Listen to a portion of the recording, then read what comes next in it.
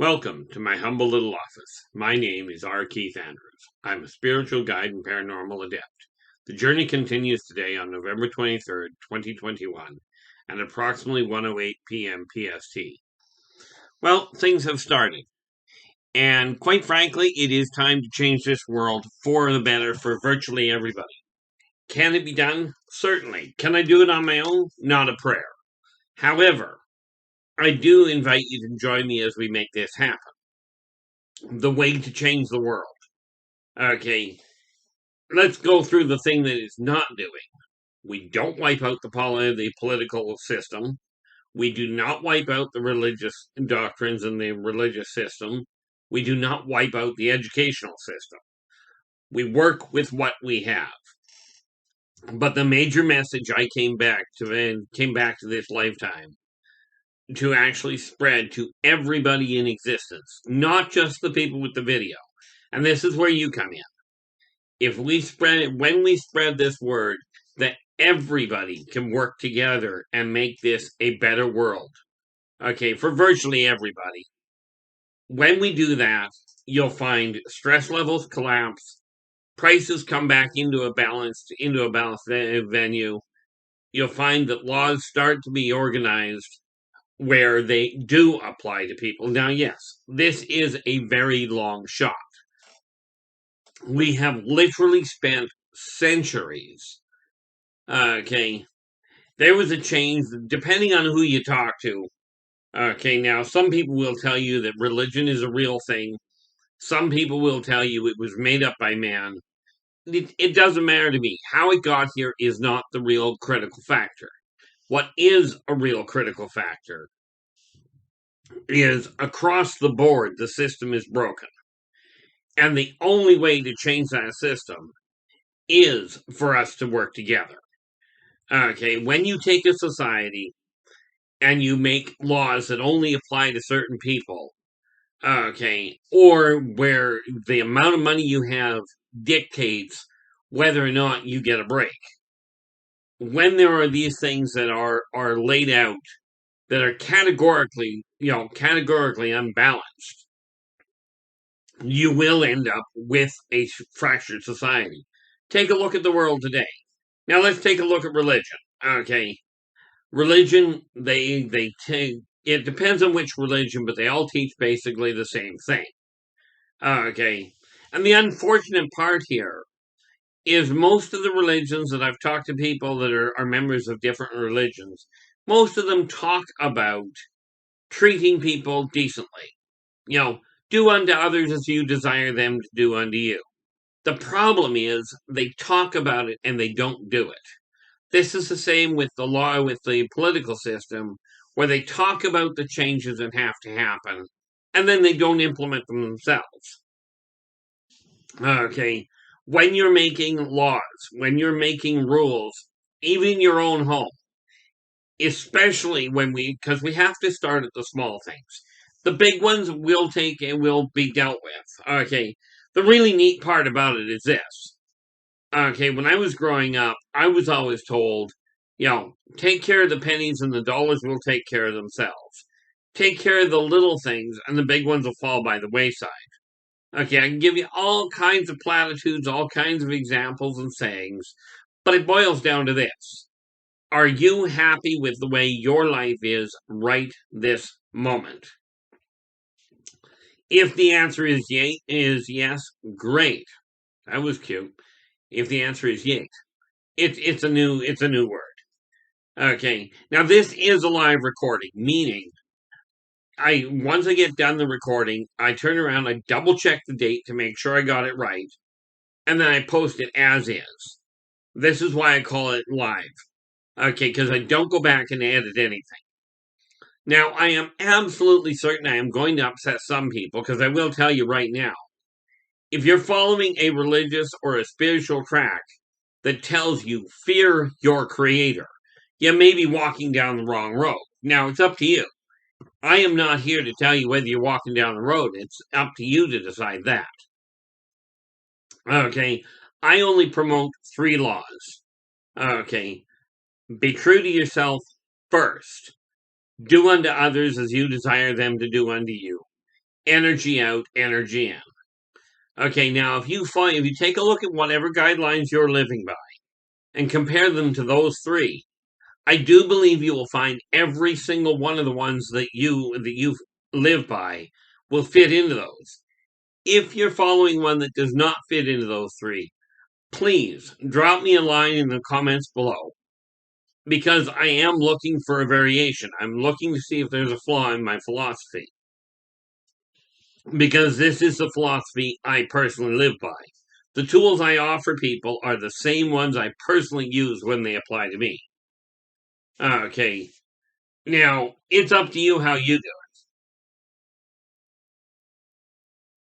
it. Okay, now of course we have that neat little question of, well, why should I believe what you're saying? Well, I can't give you an answer to that. The only thing I can tell you is I refuse to lie to you to make you feel better unless you ask me directly, as one person did. One out of about 80,000 people asked me, look, I don't want to know anything about my life. I want you to lie to me if you have to make me feel better. That's it. And I'm thinking, like, okay, well, I've been doing this professionally for the last, well, I started in 86, professionally generating an income. Okay.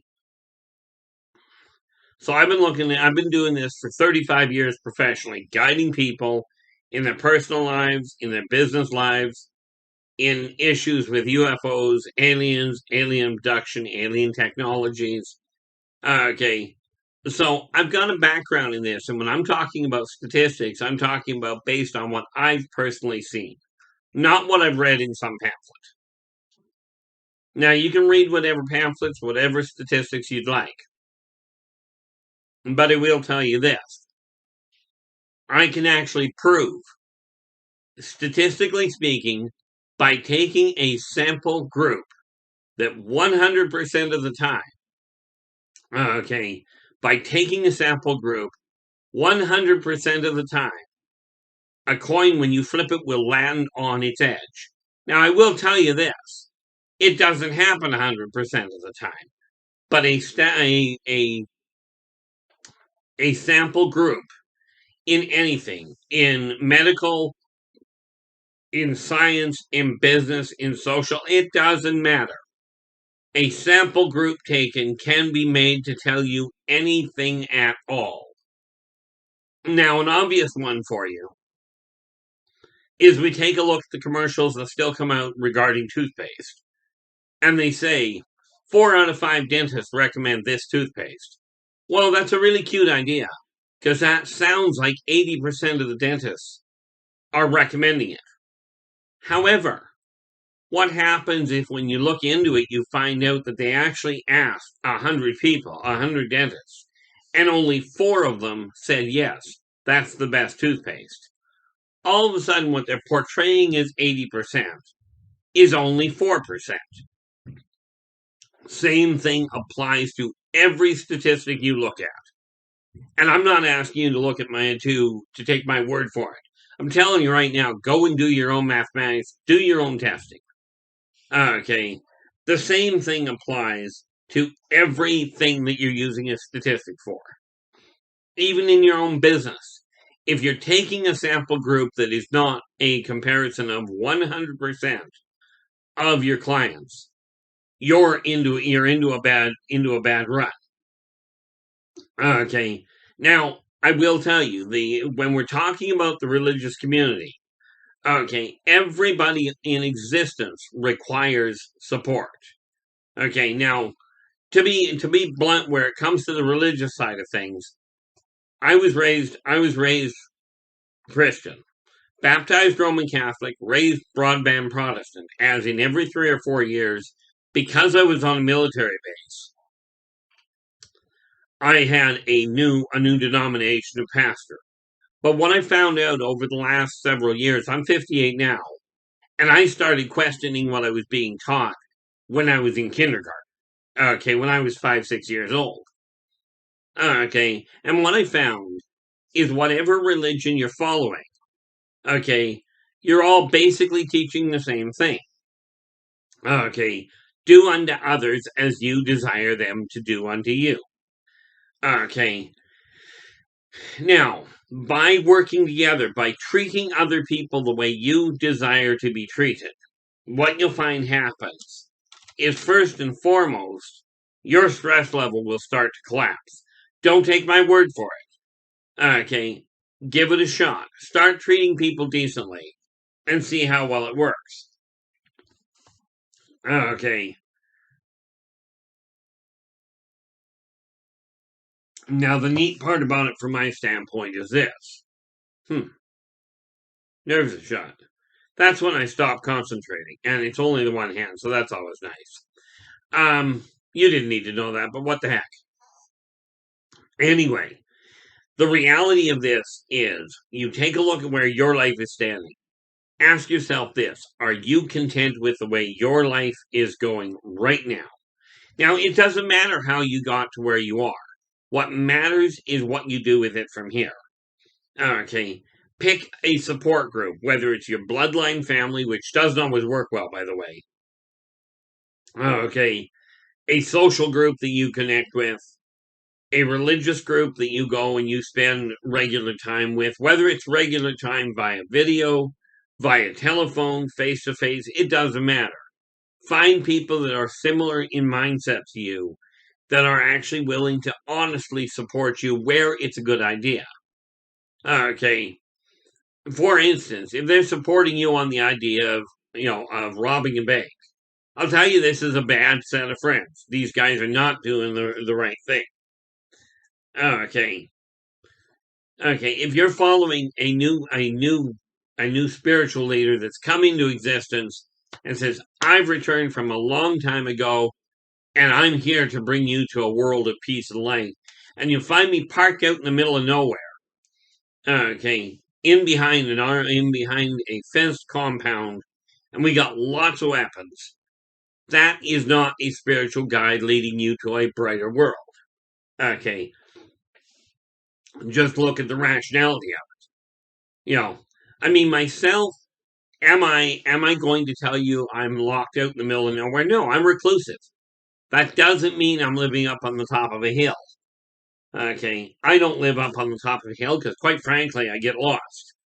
However, I will tell you that, if you join me on this journey, if you choose to join me on this journey, working together, we can make this a better world for virtually all people. Okay, now there will certainly be people that will not actually support this line of thinking. One of the things that I had to do was get my finances straightened out so I could do what I actually desire to do. Now, I am a firm believer in tithing, in supporting those people that don't have it. I'm a very firm believer in the people that are in a position to help should, by rights, as far as I'm personally concerned, should help the people that are not in the same position. This is why I have mentioned so many times I'm very supportive of the military, of the people that join the military. Okay, whether it's military, whether it's militia, the people that step up to the plate to protect their community, to protect their families. I absolutely support the idea. Now, here's the interesting thing. Okay, I support the people doing it. I have massive questions about the motivations and the directives that are handed down from the upper echelon. Okay, and this applies to military, school, play, the religious, the spiritual guidelines, health, all of it. It all fits in the same place. Now, here's the thing. Okay, before I go down that road, one quick thought.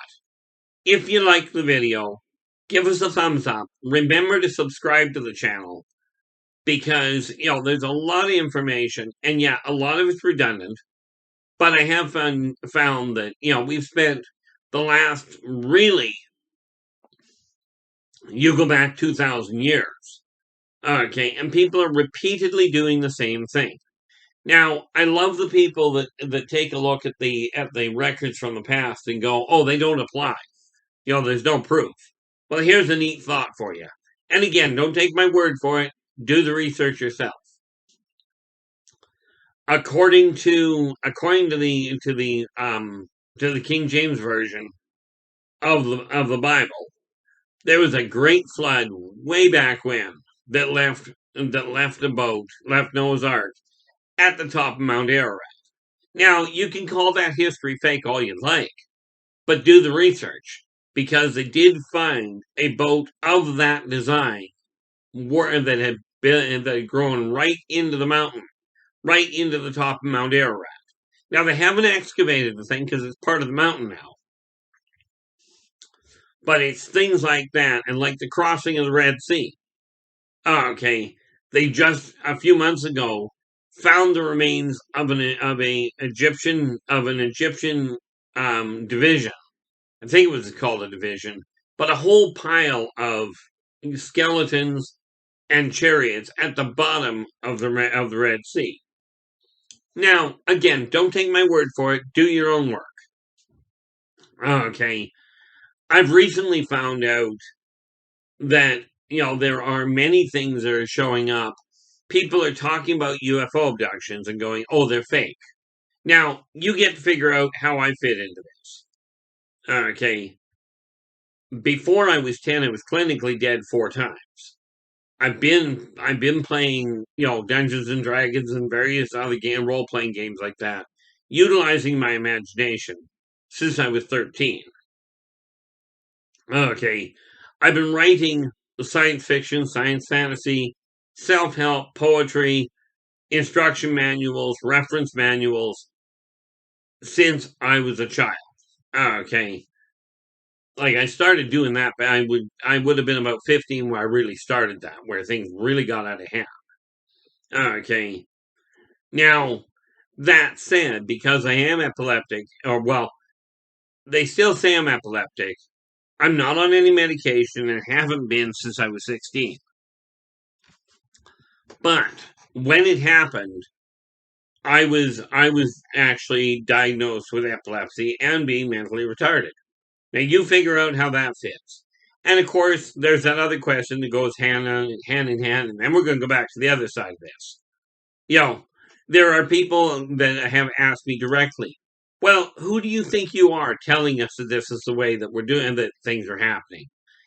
What you're trying to do is start a cult. Now, the reality is, who I think I am is irrelevant. Who you think I am is what matters. And whether or not what I'm saying makes even remote sense, given the state the world is in. Right now, we're having supply chain lines where it comes to food up here in the Okanagan Valley where I'm living. Okay, up in Canada. And, people are giving the grocery workers, like the cashiers, massive problems and screaming at them because the food isn't coming in. Well, take my word for it. The people that are working in these industries are still going through the same thing you are. Okay, the pandemic hits, and everybody's going through the same thing. Now, I have my own views, and I'll get to those some other time. But if we look at the second law, the second karmic law, do unto others as you desire them to do unto you. Now, you do have freedom of choice. Okay, you do have free will. This is obvious because you get to do things different than other people. You're absolutely entitled to think what you will. But your actions, although you've got the freedom to do them, you don't have the freedom to get away from the consequences of said actions. Okay, so this is why I say it is absolutely imperative that we start working together. Okay, now, I was going to mention, I am a firm believer in this whole concept that came up in the religious communities of tithing. Okay, and I have no problem with the idea of 10%. But because of what I found out, your regular charities, and I may be misinformed on this, but everything I've found out points the same way. That with your registered charities, your nonprofit organizations, the massive majority of the money you give them is going to administration costs, which means whoever's sitting at the top of the totem pole is making a killing, and the people that are really in need of the help aren't getting it. So what I do is very simple, and this year it's going to be a little short, but I've already figured out what I'm doing. Now, the reason I use the Christmas and the Christmas period, you don't have to believe in Christmas by any functional stretch of the imagination. But it may be intriguing for you to note that at that time of year, okay, at that time of year, people across the globe, regardless of their religious belief or whether they have a religious belief, they seem to try and treat people a little better, as long as you stay out of the retail stores. There it gets to be a nightmare. And that's where this thing about greed and selfishness becomes a massive problem. Okay.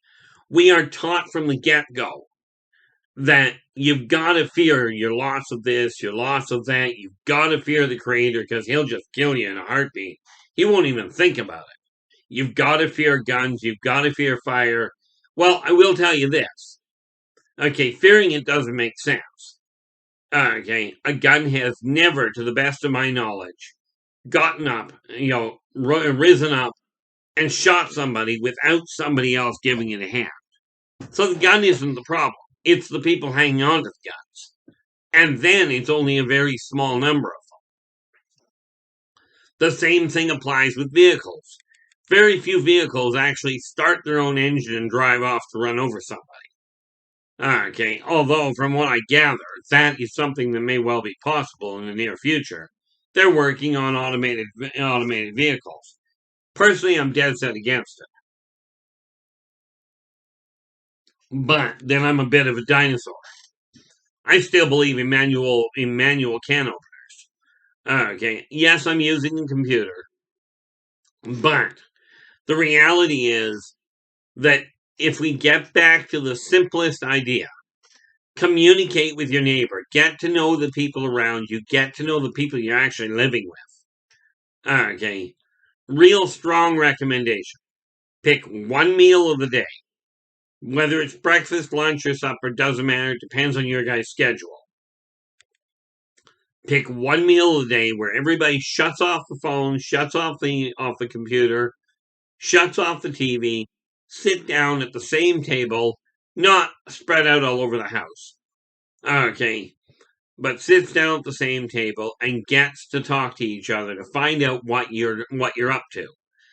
Start rebuilding that family unit, because the reality of it is that's the second step. The first step is get to know you. Are you content with the way your world is working? Are you content with what's happening in your life? If the answer is yes, this is great. Thumbs up. If the answer is no, identify what you're not content with and start making adjustments to it. Okay, because if you think about it, if you eliminate the things you're not content with, what you are content with is all that you'll be left with. Because you can change whatever you're not content with, and if you're still not happy, change it again. You cannot undo what's already been done, which simply means however you got to the life you're in currently, you can't do anything about that, but you can certainly take where you are now and head in a new direction that you choose. You've got the freedom to do it. Okay. And, like I said, find a group of people that support you. Okay, that help you deal with it. Now, I will tell you, speaking to Alcoholics Anonymous. Okay. Alcoholics Anonymous, I've talked to a lot of people that have gone to it. It has done a fantastic job in helping a staggering amount of people. Okay. However, there's one flaw in the whole system from my experience. I never went to AA. And I used to kill off a 26er a night without even blinking. But AA tells you there's two types of alcoholics. Those that you've got your alcoholics and your recovering alcoholics. Because they seem to, from the people I've talked to that have gone through it, they seem to tell you, you will always have this monkey on your back. Well, I'm living proof that that is not always the case. So in my eyes, you are either if you went down the road and became an alcoholic, okay, and you've gotten off of that monkey train. You've either got alcoholics or recovered alcoholics. I used to kill, like I said, a 26er a night.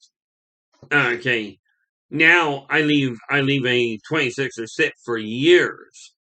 Okay, the last one I polished off took me 10 years to polish it off with help.